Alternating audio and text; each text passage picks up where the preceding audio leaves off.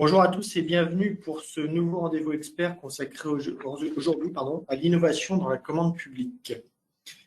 La prise en compte de l'innovation dans les marchés publics permet de soutenir les entreprises innovantes tout en offrant aux citoyens un service public de meilleure qualité. Intégrer l'innovation dans de tels contrats soulève cependant un certain nombre de questions. Comment caractériser précisément l'innovation dans le cadre de la commande publique? Quelles procédures spécifiques ou de droit commun peuvent être utilisées par les acheteurs pour passer un marché innovant? De quels outils disposent les parties au contrat afin d'adapter leurs relations contractuelles aux diverses innovations pouvant survenir lors de l'exécution des contrats? J'ai le plaisir d'accueillir aujourd'hui Maître Laurent Bidault, avocat au barreau de Paris, qui vous livrera son analyse et répondra aux différentes questions auxquelles les acteurs peuvent être confrontés. Avant de vous laisser la parole, je vous rappelle que vous avez à tout moment la possibilité de poser par écrit vos questions via la boîte de dialogue ouverte sur la boîte de votre écran. En outre, excusez-moi, Maître, je vous laisse la parole.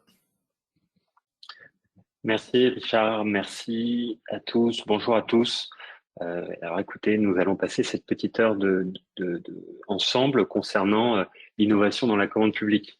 Alors ce webinaire, il vient à la suite du dossier que vous avez sans doute vu passer, qui est dans la revue Contrat public, consacré justement à l'intégration de l'innovation dans la commande publique. Quand on parle d'intégration de l'innovation, on parle à la fois des mécanismes contractuels qu'on peut utiliser, mais également des procédures.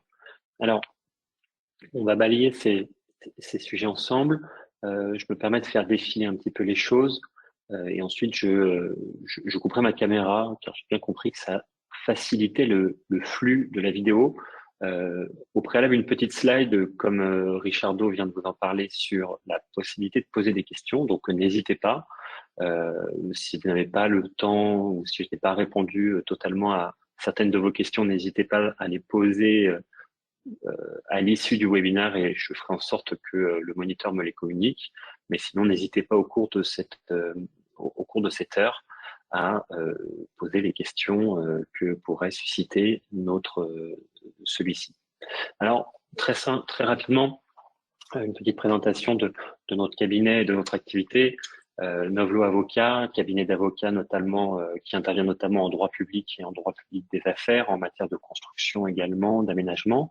La particularité du cabinet, c'est d'avoir développé une activité un peu transverse, un peu pluridisciplinaire, comme on entend très couramment le terme aujourd'hui, en matière d'innovation publique. Alors en matière d'innovation publique, on entend quelque part toutes les incursions de l'innovation dans les pans du droit public et en particulier du droit de la commande publique. Donc ça va être à la fois un accompagnement sur la détermination du caractère innovant d'une solution, des missions très classiques d'assistance à maîtrise d'ouvrage sur certaines prestations, ou alors des réflexions sur des montages un peu plus innovants que sont les appels à projets, les marchés de recherche et développement, les partenariats d'innovation. Tous ces montages-là, on va les voir pendant cette heure, sont des montages contractuels qui peuvent être mobilisés pour à la fois faire émerger l'innovation, mais également l'acquérir. On va voir selon quelque part le degré de maturité de l'innovation, de la solution, quel montage contractuel peut s'avérer utile, quel procédé un acheteur public peut mettre en place pour détecter l'innovation et ensuite pour l'acquérir. Alors, une première slide pour rentrer dans le vif du sujet qui, vous m'excuserez pour l'anglicisme de cette slide, mais quelque part, elle illustre bien aujourd'hui la place de l'innovation dans la sphère publique. Alors, vous pouvez le voir avec ce schéma qui est plutôt bien fait. On le voit aujourd'hui, on va voir dans un instant ce qu'on désigne par innovation, mais ce support, cette slide, elle est intéressante parce que permet de montrer comment on mobilise aujourd'hui des solutions innovantes, c'est-à-dire des solutions qui sont nouvelles par rapport à des solutions traditionnelles dans la sphère publique. Cette volonté, cette innovation, ces solutions innovantes, elles ne sont pas seulement le propre du secteur privé, mais elles ont vocation à se développer dans le secteur public. Et on va le voir juste après, ce développement de l'innovation dans le secteur public résulte d'une vraie volonté politique à la fois française, mais surtout européenne, hein, qui ensuite impulse au niveau national. Alors ici, quelques exemples, j'en citerai deux ou trois qui sont assez parlants, mais on peut notamment citer la question du smart building. Alors ce qu'on désigne par le smart building, ça va être à la fois les procédés de construction qui vont mobiliser de l'innovation, du numérique, hein, la construction via des maquettes numériques, le monitoring de certains ouvrages publics pour contrôler le niveau des températures, les consommations d'énergie. Hein, vous le savez, avec certaines réformes récentes, je pense notamment au décret tertiaire, au RE 2020, on a diverses règles aujourd'hui qui s'imposent également au secteur public concernant les bâtiments d'ouvrage public en termes de sobriété, de perte d'énergie. Et il est dans ce domaine-là, la mobilisation de solutions innovantes hein, peut être utile. Ça peut être la pose suite d'un logiciel qui va permettre d'apprécier les pertes de température ou d'énergie dans chacune des zones. Autre exemple qui est assez symptomatique de cette innovation dans le secteur public, c'est ce qu'on appelle la smart mobility, par exemple. Vous savez, chaque aujourd'hui autorité compétente en matière de mobilité, chaque autorité organisatrice de mobilité développe des solutions mobiles afin que les différents usagers puissent à la fois savoir en temps réel quelles sont les lignes de transport, les horaires des lignes de transport, mais également acquérir par exemple des billets. Donc tout ça sont des solutions qu'on peut caractériser d'innovantes parce que elles sont par rapport à une solution traditionnelle, par exemple l'achat d'un ticket papier, l'achat d'un ticket via un smartphone présente un caractère innovant. J'y reviendrai. Bon. Voilà, donc en fait, l'innovation, elle aujourd'hui, elle impulse sur la sphère publique. Et si vous avez entendu une partie de l'intervention du chef de l'État à 13h, a notamment rappelé, entre autres, hein, c'est un petit sujet, ce n'était pas le sujet principal de son intervention, mais il était mis l'accent sur le développement toujours croissant des entreprises innovantes et de l'innovation, y compris dans le secteur public. Je reviens justement à cette volonté politique. Simplement, en quelques mots, il y a à la fois au niveau européen et aussi au niveau national une volonté de moderniser la sphère publique, de moderniser les secteurs publics.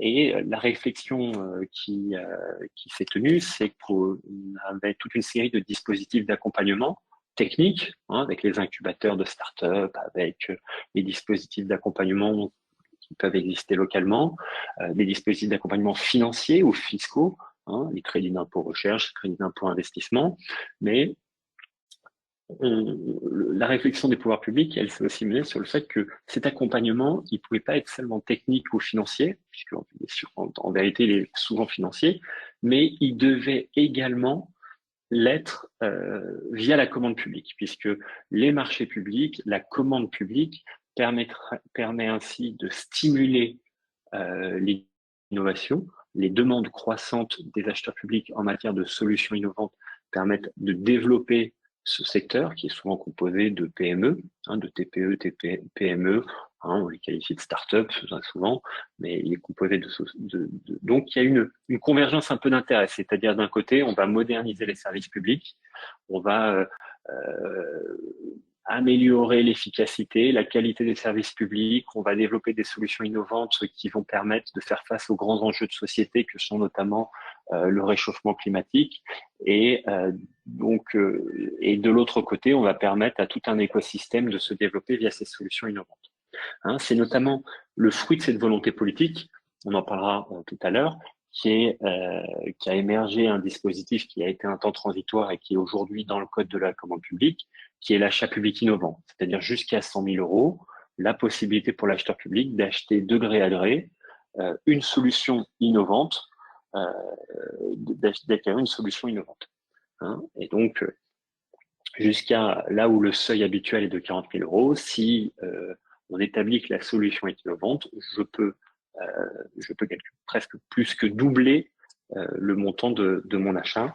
Et donc, de ce point de vue-là, on permet à la fois pour l'acheteur public de tester l'innovation ou d'acquérir une solution innovante qui est, on va dire, plus élevée que le seuil de 40 000 euros, mais qui rentre dans ce cadre-là, et en même temps de soutenir, entre guillemets, de conclure un marché avec une entreprise innovante qui d'ailleurs ne serait pas forcément à même, sans ce marché de gré à gré, de répondre elle-même à un appel d'offres. Alors, le sujet, quelque part, outre les mécanismes, le sujet qui peut poser question, c'est justement l'innovation. Et finalement, qu'est-ce que cette innovation? De quoi parle-t-on quand on parle d'innovation? Alors, l'innovation, c'est une définition quand même relativement large. Ceux qui s'intéressent un peu au sujet l'auront remarqué, puisque si je résume très brièvement la définition, on parle d'un produit qui est nouveau ou sensiblement amélioré. Donc, il y a quelque part une volonté de voir large, si je puis dire, puisque cette comment ça s'appelle, cette notion, elle est finalement assez protéiforme. Hein. On a à la fois des innovations de produits, hein, c'est-à-dire un produit qui va être nouveau. On va avoir des innovations de procédés. Hein. Typiquement, l'exemple qu'on cite dans ces cas-là, c'est le Vélib, enfin le vélo en libre service, c'est-à-dire le vélo en soi n'est plus une innovation, mais mis dans un système de mise en service. Bah, le vélo en libre service devient une innovation. On retrouve aussi l'innovation de commercialisation. Alors ça, on en a tous été témoins. Quelque part, le click and collect constitue une innovation de commercialisation. On ne se déplace plus seulement chez un commerçant pour faire ses courses. On peut aussi commander auprès d'un restaurant. On peut aussi commander directement en ligne et retirer sa commande. Donc, on a ici une innovation de commercialisation. Autre type d'innovation, l'innovation d'organisation. C'est par exemple le flex office, c'est-à-dire un autre mode d'organiser les lieux de travail. Voilà, au sein de l'entité, qu'elle soit publique ou privée, on modifie son organisation, on innove dans son organisation. Donc, quand on parle d'innovation, on parle de quelque chose de nouveau ou de sensiblement amélioré. Alors, le terme nouveau est un peu impropre. Et j'ai vu qu'il y avait notamment une question sur ce sujet de nouveauté. Alors, ce qui est nouveau n'est pas forcément innovant. C'est-à-dire qu'on peut avoir un produit qui est lancé sur le marché qui va être nouveau parce que la date à laquelle il est lancé sur le marché fait qu'il est récent, mais il n'est pas pour autant innovant. Hein. Et à contrario, on peut avoir un produit qui est sur le marché et qui est innovant et qui le reste parce que en comparaison, il n'existe pas d'autres produits qui permettraient de répondre aux mêmes besoins. Et c'est là le point important, on le verra après quand on détaillera, on verra la question du faisceau d'indices, c'est là le point important pour les acheteurs et pour les acheteurs publics en particulier quand on se pose la question de l'innovation, c'est que ça nécessite d'avoir quand même une connaissance de son marché, puisque ce caractère innovant, il va s'apprécier au regard du marché, avec un grand M, et des solutions qui sont disponibles sur le marché. C'est-à-dire, si on s'aperçoit que sur le marché, on a une seule solution qui permet de répondre à mon besoin de façon différente des autres, qui permet de répondre de façon plus rapide, de façon plus efficace, de façon, par exemple, automatique à mon besoin par rapport à d'autres solutions, on peut légitimement déduire que cette solution est innovante. Alors, il y a quand même il y a un point important aussi qu'il faut avoir en tête sur ce qu'on appelle l'innovation. La caractéristique commune de toutes les innovations, c'est qu'elle doit avoir été mise en œuvre. C'est-à-dire qu'elle doit avoir été lancée sur le marché, avec un grand M, ou elle doit être sur le point de l'être. Et ça, c'est important parce que une innovation, ce n'est pas une idée. Une innovation, ce n'est pas quelque chose qui nécessite encore de la recherche et du développement. Donc, il y a cette distinction à avoir. Quand quand on parle d'innovation, d'une solution innovante, hein, quand je dis solution innovante, je caractérise un peu, je résume les travaux, les fournitures et services. Quand on parle de solution innovante, on parle de quelque chose qui est en état soit d'être lancé sur le marché, donc commercialisé, soit sur le point de l'être. Donc, typiquement, si vous allez vous poser la question d'acquérir une solution via le dispositif achat public innovant, si la solution en cause n'est pas encore totalement développée, si elle n'est pas sur le point d'être mise sur le marché, si elle n'est pas, si elle nécessite encore de la recherche et développement et non une simple adaptation à votre besoin pour pouvoir attaquer, pour pouvoir quelque part répondre à votre besoin, bah, cette solution, on n'est pas encore dans de l'innovation. On est sur une solution qui est en cours de développement. Et donc, typiquement, on ne pourra pas utiliser le marché public innovant dans ce cadre-là, puisque, comme vous le savez sans doute, hein, un marché public, on répond à un besoin. Donc, ça nécessite d'avoir identifié un besoin. Et ce besoin, ça ne peut pas être une solution qui n'existe pas encore, de fait, qui n'est pas encore totalement développée. Donc, il est important de garder en tête que quand on parle d'innovation et quand on parle de solution innovante, on parle de quelque chose qui existe sur le marché ou qui est sur le point d'être lancé sur le marché. Hein, et de ce point de vue-là, mon innovation, elle va se distinguer de l'invention, de la découverte ou encore de la recherche et développement. Hein, c'est-à-dire la recherche et développement, ça va être l'ensemble des activités de recherche, de développement. On va avoir des expérimentations, on va avoir une phase peut-être de prototype, mais on n'est pas encore dans une solution qui a été quelque part industrialisée et commercialisée. Donc il faut bien avoir en tête cette distinction-là entre innovation et les découvertes, inventions. Alors, je l'ai mis en bordure du slide. Cette définition, elle vient du manuel d'Oslo de l'OCDE, hein, de l'Organisme du commerce et du développement économique. Et en fait, elle est importante, cette définition, parce que c'est directement celle-ci qui a été reprise par les directives marché, mais également par le Code de la commande publique. Donc, si on s'en tient à la définition du Code de la commande publique, sont innovants les travaux, fournitures ou services nouveaux ou sensiblement améliorés. Donc, on retrouve à la fois la nouveauté et ou l'amélioration sensible. Hein. C'est-à-dire que si on est simplement sur une adaptation, on n'est pas sur de l'innovation.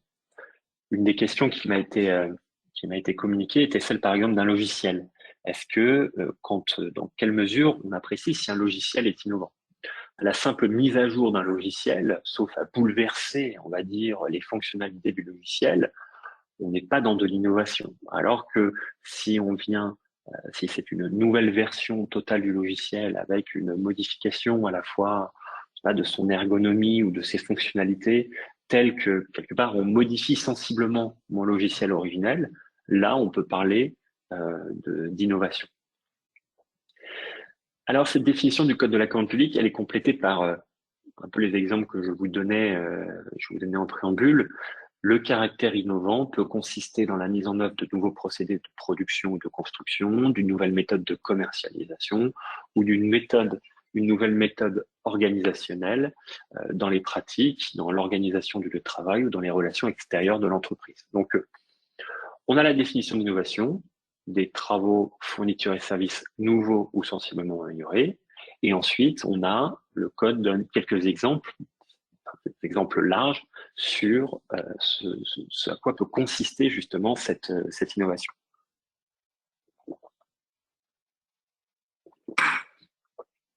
Alors, cette définition, elle est ambivalente parce que finalement, elle est large. C'est-à-dire, on parle nouveau ou sensiblement amélioré, ce qui fait que tout à la fois, elle est source de souplesse, donc c'est un atout quelque part pour certains acheteurs qui, de par la souplesse de cette définition, ont tendance à avoir recours au dispositif achat public innovant, à certaines exceptions prévues, on va les voir au Code de la commande publique parce que le besoin est innovant. Elle peut être aussi source d'insécurité, hein, puisque elle peut être considérée un peu comme étant floue, comme étant ambigu et donc constituer de ce point de vue-là un obstacle au recours à certains dispositifs. Alors, je pense que dans ce cas-là, il faut faire preuve de pragmatisme. Aujourd'hui, le juge administratif ne s'est pas, par exemple, prononcé sur ce qu'il convient d'entendre par des travaux nouveaux ou sensiblement améliorés. La doctrine a pu développer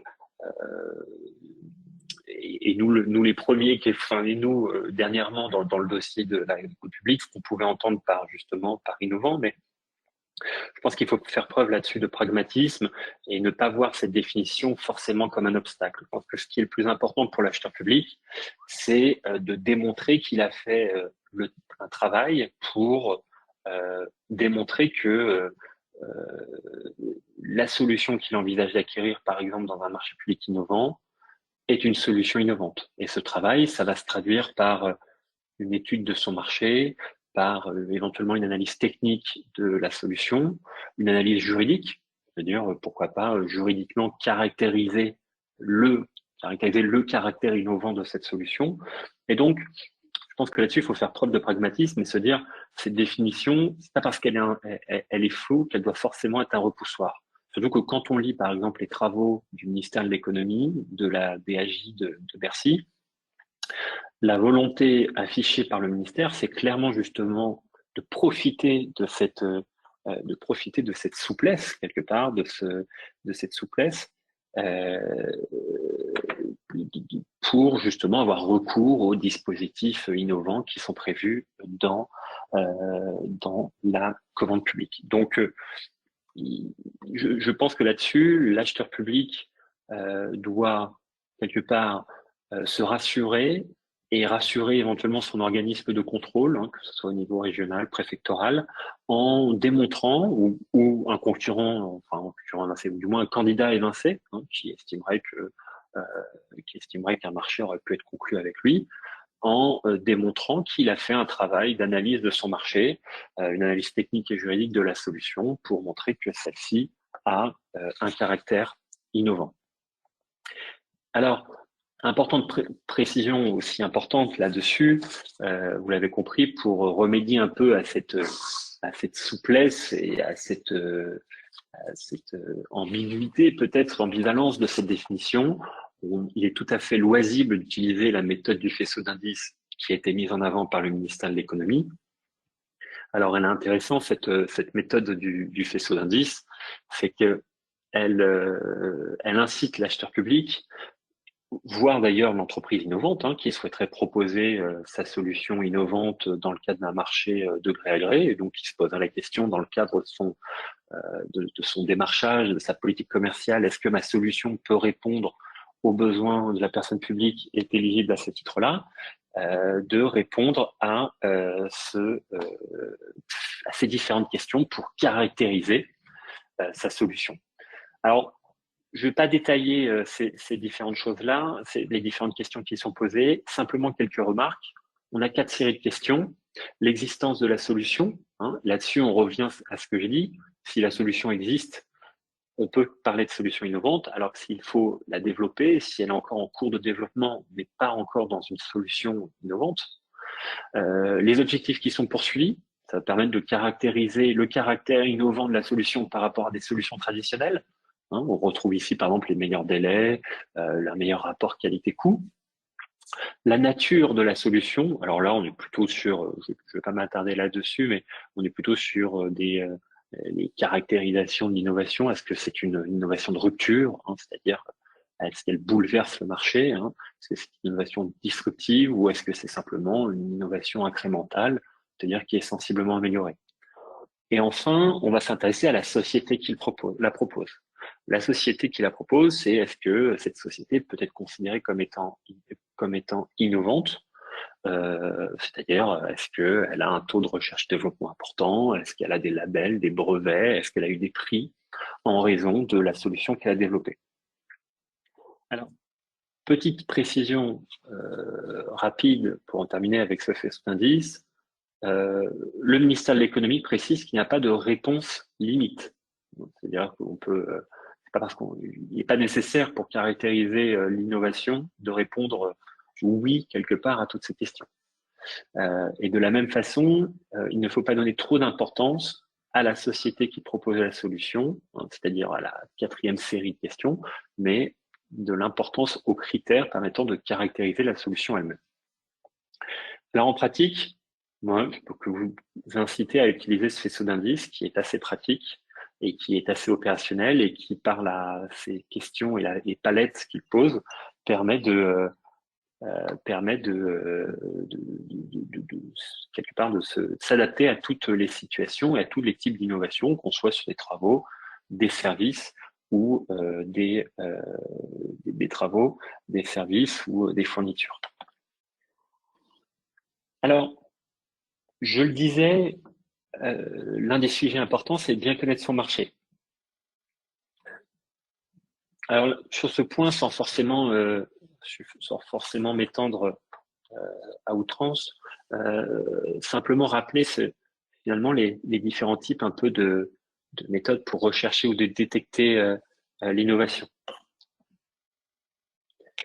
Alors, c'est intéressant, elles sont indispensables, c'est quelque part ce sourcing, cette veille sur le marché ou les différents appels à projets qu'on peut être lancés.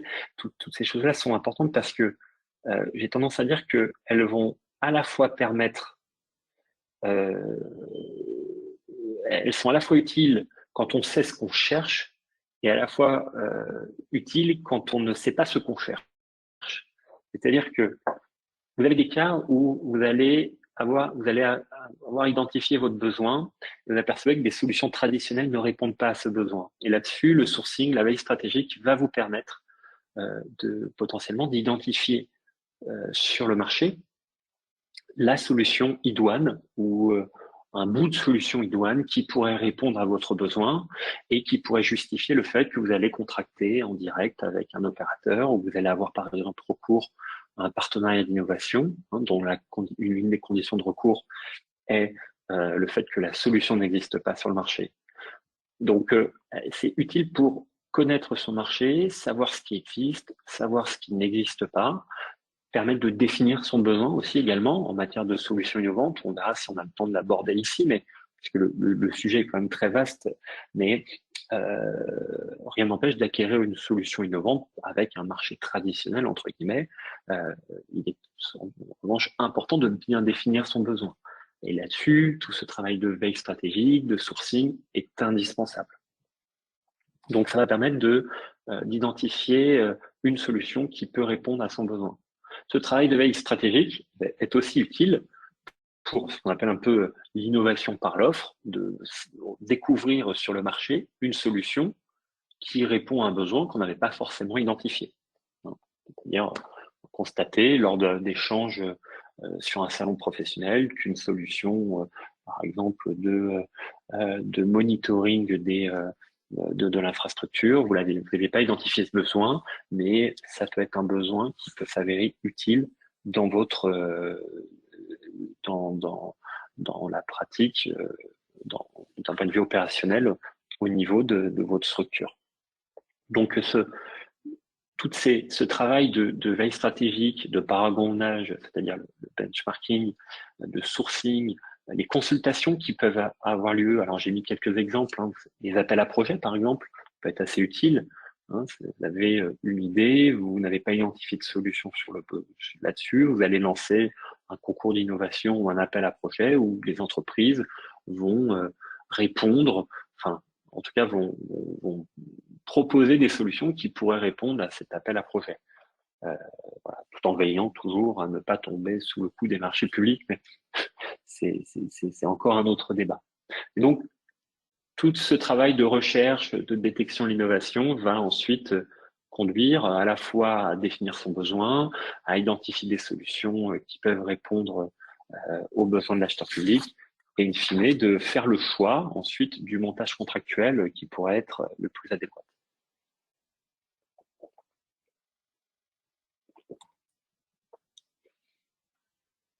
Alors, je vous ai reproduit ci-après, mais c'est vraiment à titre d'illustration et de façon purement informationnelle, les documents, la liste un un petit schéma qui est assez bien fait de la part du ministère de l'économie, qui détaille justement toutes les formes de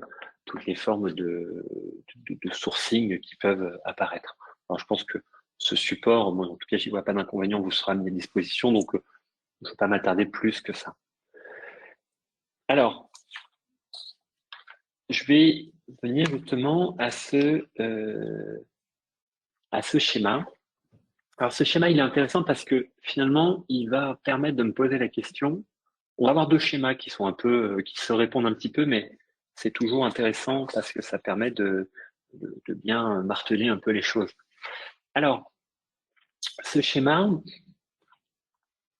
il va partir de ces recherches en matière d'innovation, de sourcing et d'études, avec l'identification ou d'une solution innovante ou d'un procédé innovant qui pourrait répondre aux besoins de l'acheteur public.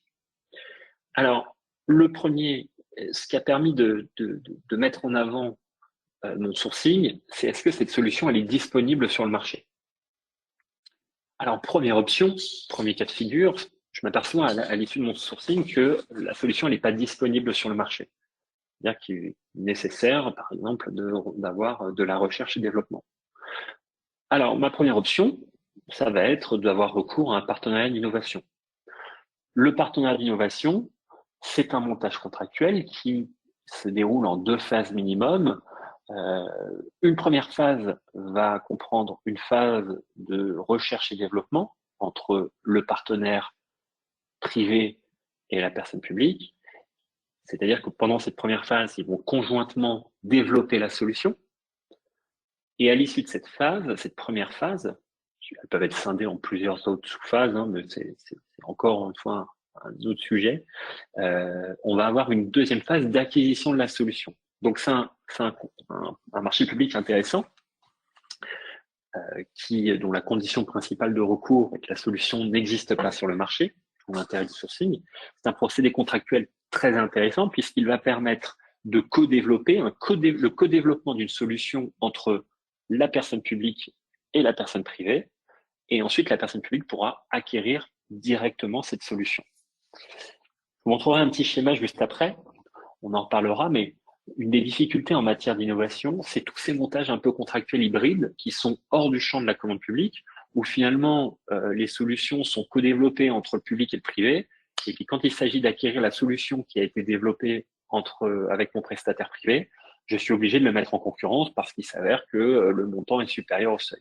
Bon. Donc ma solution n'est pas disponible sur le marché, je peux avoir recours au partenariat d'innovation. Je peux sinon faire un sourcing supplémentaire et ensuite procéder à un achat classique. En revanche, si ma solution elle est sur le marché, qu'elle existe, bon, mon arbitrage va être en fonction des seuils, la valeur de mon marché.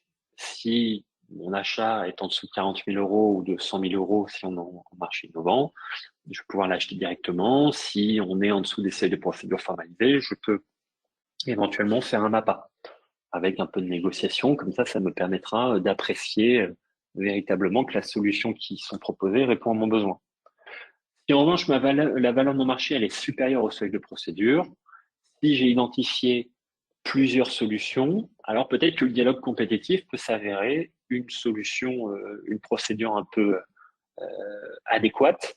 Hein. Pour mémoire, le dialogue compétitif me permet dans la procédure de présélectionner plusieurs candidats avec qui je vais co-définir mon besoin, c'est-à-dire que les échanges que je vais avoir avec ces candidats au cours du dialogue, quand je vais dialoguer avec eux, va me permettre d'affiner mon besoin en tant qu'acheteur public pour ensuite arrêter définitivement mon besoin et à ce moment-là, les candidats feront une offre finale pour répondre à son besoin. Donc, le fait qu'on soit dans de l'innovation, dans des sujets innovants, cette procédure, elle peut être parfaitement adaptée, puisqu'elle va permettre, en tant qu'acheteur public, de dialoguer avec les candidats pour qu'ils me proposent leurs différentes solutions qui sortent un peu de l'ordinaire, entre guillemets, pour ensuite définir précisément mon cahier des charges et sélectionner l'offre finale. Et si on a une seule solution identifiée, la négociation peut être utile. Bon. Ce schéma, il permet de bien faire la distinction entre quand la solution est disponible sur le marché, quand la solution n'est pas disponible sur le marché.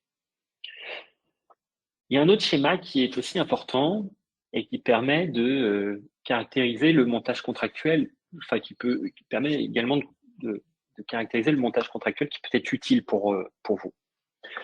Ça va être en fonction de la maturité de la solution. On part toujours du sourcing, c'est le plus important. Alors si je suis plutôt dans une optique de recherche de la solution, de test et de prototypage de la solution, c'est-à-dire que finalement la solution n'existe pas encore, elle n'est pas sur le point d'être commercialisée sur le marché, ou si elle est déjà été commercialisée, on va avoir recours à certains montages contractuels qui ne sont pas soumis au code de la commande publique. L'achat public avant commercialisation, le marché public de recherche et développement.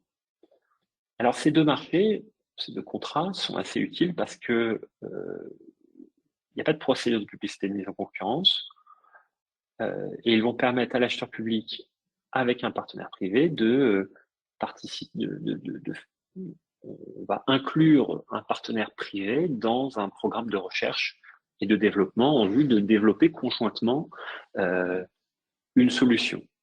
Alors attention, ces deux montages contractuels n'aboutissent pas au développement de la solution. On s'arrête justement à la phase d'industrialisation, la phase de commercialisation. Ce qu'on achète en tant qu'acheteur public, c'est de la recherche et développement. Ce sont des idées. Ce sont éventuellement des prototypes. Mais ce n'est pas une solution du point de vue opérationnel que l'on acquiert. Et c'est pour ça que ces deux montages contractuels ne sont pas soumis au code de la commande publique. Alors, il y a deux conditions importantes qu'il faut respecter. Je vous l'ai dit brièvement.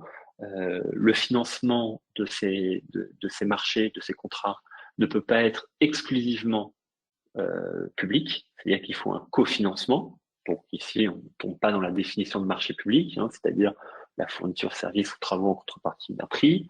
Et les résultats de ces marchés doivent être impérativement partagés. Quand on a une solution qui est suffisamment mature, c'est-à-dire qu'elle est commercialisée, on peut avoir recours au marché classique ou au marché public pour une solution innovante. Et je vous en parlais, mon partenariat d'innovation, lui, va pouvoir couvrir justement l'ensemble de ces étapes, l'ensemble de cette phase et couvrir l'ensemble de la maturité de la solution. Et c'est un peu l'avantage que représente ce montage contractuel. Alors, autre élément, autre point à avoir en tête sur les montages innovants, sur autres points d'attention quand on parle d'innovation dans la commande publique, c'est le fait que il faudra toujours être vigilant au stade dans lequel on a différentes actions. C'est-à-dire que quand on est encore dans de la recherche et développement, à un moment on se posera la question, puisque je viens de vous le dire, la recherche et développement s'arrête, on ne va pas jusqu'au développement de la solution, se posera forcément la question de savoir si la recherche et développement doit aboutir au développement d'une solution, comment je peux l'acquérir. Alors si vous êtes en dessous des seuils, il n'y a pas de problème, vous pouvez acquérir directement cette solution auprès du prestataire avec qui vous avez développé la solution.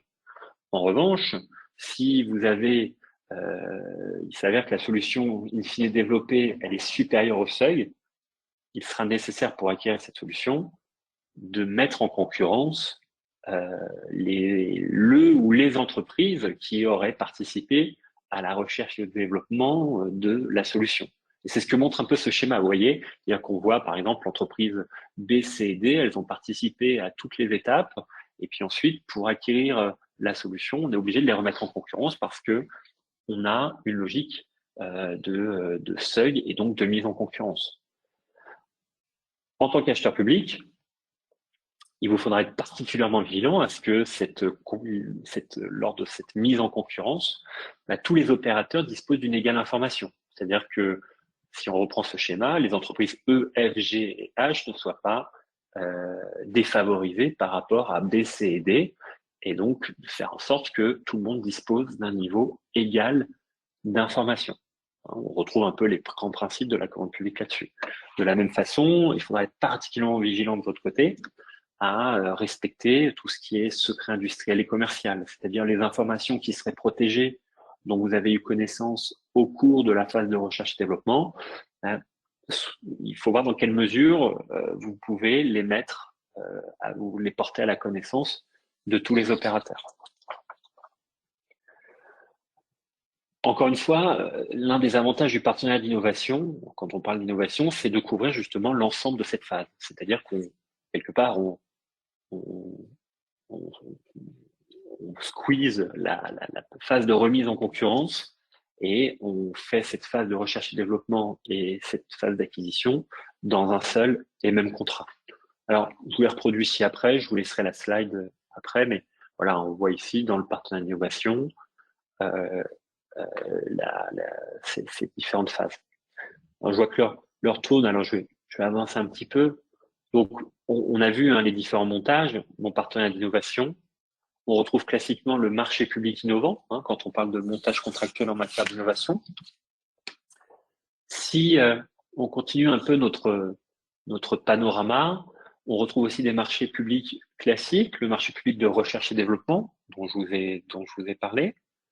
On retrouve également le marché public de gré à gré, c'est-à-dire finalement, quel que soit le montant du marché, je vais pouvoir m'exonérer des règles de publicité et de mise en concurrence parce que il s'avère que l'opérateur sur le marché est le seul en capacité de proposer la solution innovante en question. Quand on parle d'opérateurs déterminés, ça tient notamment, par exemple, à des droits d'exclusivité ou des droits de propriété intellectuelle. Donc, un opérateur qui proposerait une solution innovante sur le marché et qui est le seul en capacité de proposer, pour des raisons, par exemple, de droit de propriété intellectuelle, eh bien, soit on a la possibilité de conclure directement un contrat avec lui.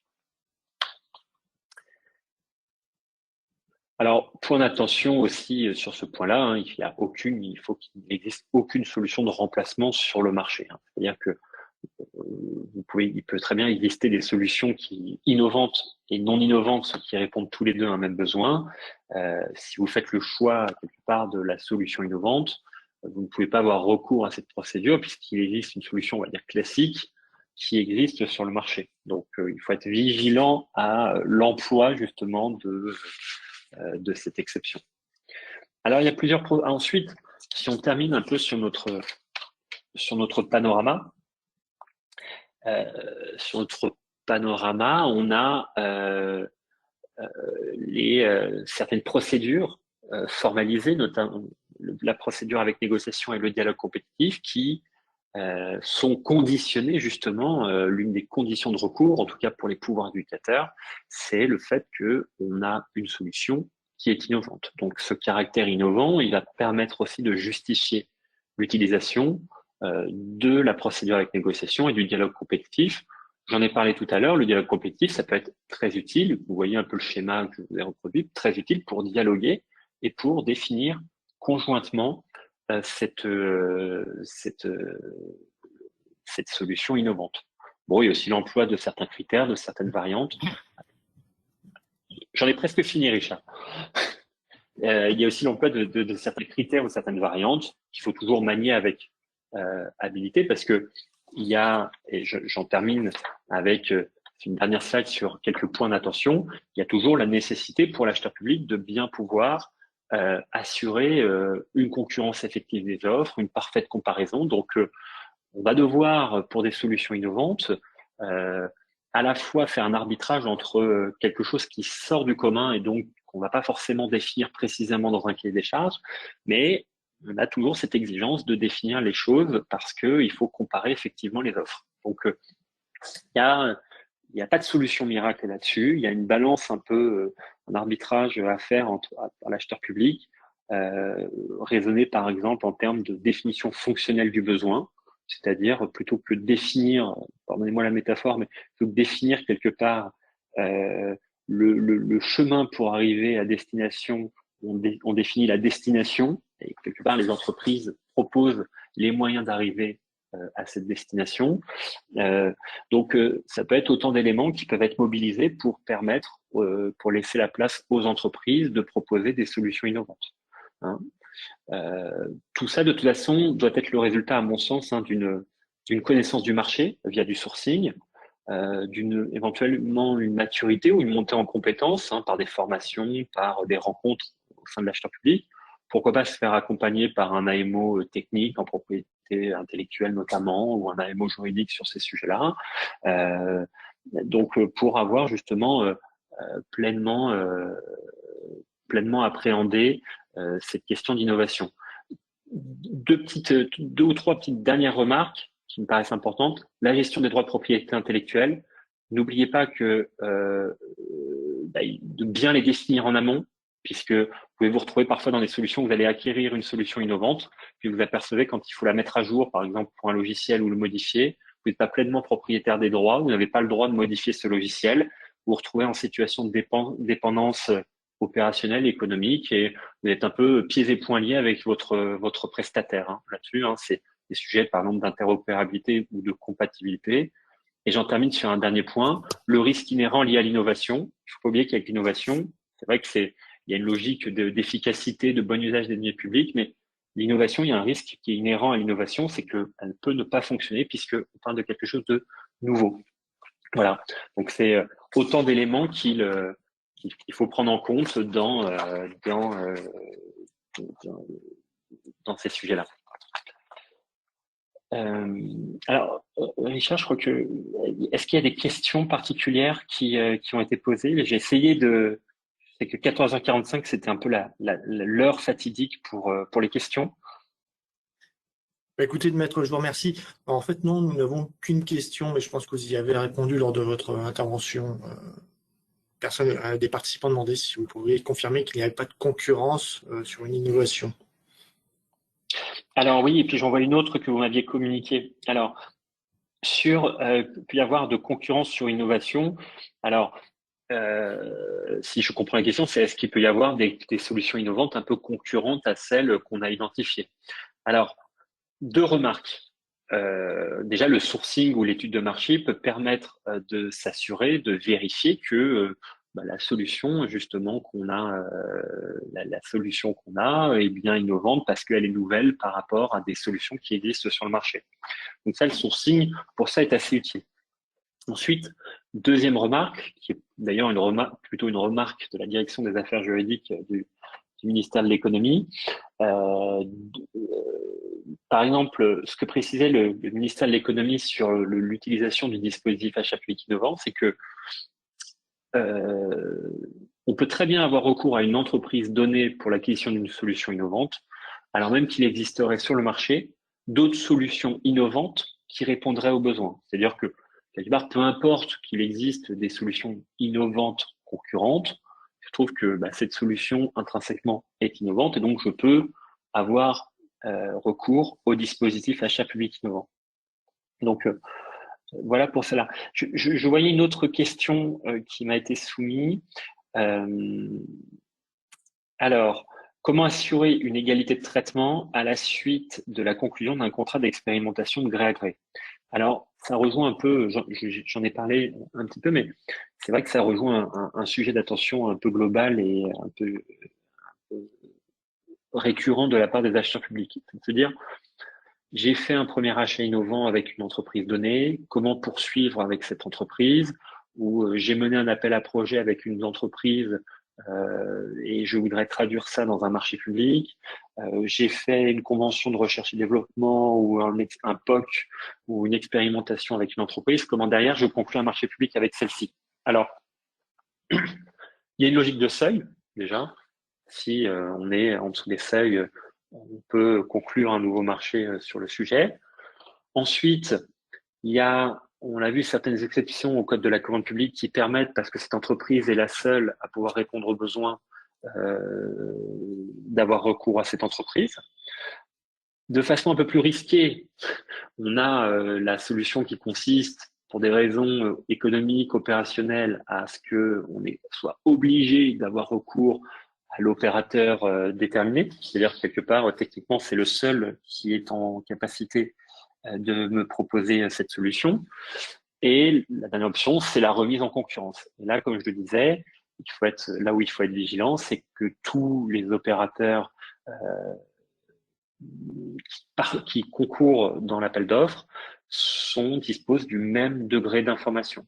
C'est-à-dire que si, par exemple, l'entreprise a été amenée à travailler sur, dans le cadre d'un marché innovant, par exemple, a été amenée à travailler sur les données, par exemple, en termes de les données en termes, par exemple, de mobilité ou de transport ou de bases de données qui lui ont permis d'élaborer la solution, ben, il faut nécessairement que les éléments qui avaient été communiqués à cette société ou les éléments qui ont été partagés avec cette société lors de l'exécution du marché soient portés à la connaissance des concurrents, des candidats au cours de l'appel d'offres pour garantir justement une pleine concurrence entre eux. Alors, autre question que je vois passer, pensez-vous que la promotion de l'innovation s'articule bien avec le cadre juridique ou ce dernier constitue-t-il un frein à l'innovation? Alors, de fait, le cadre juridique contraint, qui est la commande publique, ça lie difficilement avec l'innovation. Donc, on vient de le voir, certes, sur une petite heure, il existe des mécanismes contractuels pour intégrer pleinement l'innovation, mais il est clair que dans la mesure où les objectifs, enfin, les grands principes de la commande publique sont justement une égalité de traitement entre les candidats, une libre concurrence, un libre accès de la commande publique. Ben, ce cadre se marie pas forcément très bien avec l'innovation et notamment la possibilité pour un acheteur public, librement en dehors du cadre de la commande publique, de développer une solution avec un partenaire privé et ensuite d'acquérir librement cette solution. Hein, c'est tout le problème de cette logique de remise en concurrence cette logique de remise en concurrence, c'est que on travaille avec un opérateur privé, on va co-développer une solution, et au moment où on veut acquérir sa solution, bah, le code de la commande publique nous oblige à le remettre en concurrence. Bon, bah ça, aujourd'hui, effectivement, ça constitue un frein. J'ai pas forcément d'idée sur comment on pourrait desserrer ce frein, parce que de fait, si la personne publique choisit librement en amont le prestataire avec qui elle va développer la solution, bah, quelque part, elle choisit in fine arbitrairement celui avec qui elle va acquérir la solution. Donc, ça pose un problème. Il existe le partenariat d'innovation. C'est pas une solution miracle, mais c'est, en tout cas pour l'avoir pratiqué à plusieurs reprises, un mécanisme contractuel qui n'est pas aussi rigide et compliqué que le pensent souvent les acteurs publics. C'est un marché public qui nécessite effectivement, du point de vue de l'acheteur public, de mobiliser une équipe et techniquement d'être quelque part au niveau, du moins, de comprendre ce que va faire son partenaire, donc d'être accompagné peut-être techniquement pour co-développer d'égal à égal avec le partenaire. Mais le partenariat d'innovation, il permet typiquement de mettre un terme à ce frein, puisqu'il permet de co-développer une solution et ensuite de l'acquérir en direct, puisque mon partenaire a été mis en concurrence en amont. Je vois une autre question. Une grande entreprise est-elle de fait exclue de ce dispositif de solutions innovantes? Vous avez en effet plutôt parlé de PME. Alors c'est vrai, bon, c'est peut-être un abus de langage de ma part. Non, c'est pour ça que quand je vous projetais la méthode du faisceau d'indices, le ministère de l'économie préconise de ne pas de donner un poids moindre à la qualification de la société innovante, puisque vous pouvez très bien avoir des sociétés qui sont des grands groupes anciens qui ont une activité forte en matière de R&D constante et donc qui développent des solutions innovantes. Donc, il n'y a pas c'est pas rédhibitoire de ne pas être quelque part une PME ou une TPE. Bon, moi, dans la pratique, ce que je vois, c'est qu'en fait, souvent, les grands groupes sont présents par en fait des filiales ou des startups qui sont incubées au sein des grands groupes et qui justement proposent ces solutions innovantes. Comme ça, on peut à la fois afficher l'étiquette de grand groupe, ce qui peut parfois faire un peu peur ou qui laisse à penser que forcément on est un peu d'un autre temps, et l'étiquette de startup qui peut-être un peu trop de façon un peu trop exagérée laisse toujours à penser qu'on est de plein pied dans l'innovation. Alors, bon, je vois, il y a une dernière question, elle n'est pas un peu longue. Dans le cas où la personne publique prend part à un projet de type ANR remporté par cette entité publique et des entités privées, comment contractualiser cela, surtout lorsqu'il y a des échanges financiers entre les entités, les procédures choisir. Alors, bon, j'avoue que ça va être un peu compliqué de répondre comme ça dans ce cadre-là à cette question. Je prendrai les coordonnées de la personne avec plaisir pour échanger, mais difficile. Alors, c'est vrai que, en tout cas, tant qu'on n'est pas quelque part on ne tombe pas dans la définition du marché public, on est que sur des relations financières, on se trouve hors du cadre de la commande publique. Ce qui est important de définir, c'est justement de ne pas tomber dans la définition de marché public.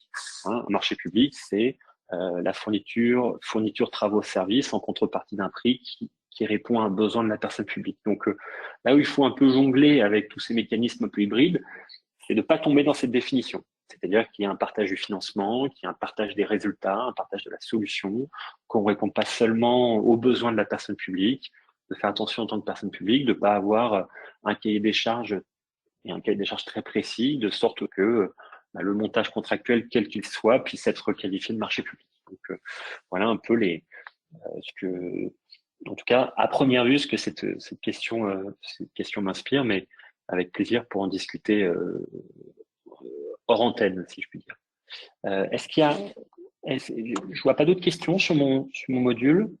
Richard, vous avez peut-être d'autres Bah, questions. écoutez, Maître Non, je vous remercie. Nous n'avons pas eu d'autres questions. Je vous remercie de vous être prêté à ce jeu des questions-réponses. Et je remercie tous les participants d'avoir assisté à ce webinaire. Et si vous souhaitez en savoir plus sur l'innovation dans la commande publique, je vous invite à consulter, comme l'a indiqué Maître Laurent Bidault au début de sa présentation, au numéro de février dernier de la revue Contrat public, qui contient tout un dossier portant sur ce sujet, dossier d'ailleurs auquel a notamment collaboré Maître Laurent Bidault. Voilà, je vous donne rendez-vous donc pour de prochains rendez-vous experts et donc à bientôt. Merci à vous. Merci à tous. Bonne fin de journée. Au revoir. Au revoir, Maître.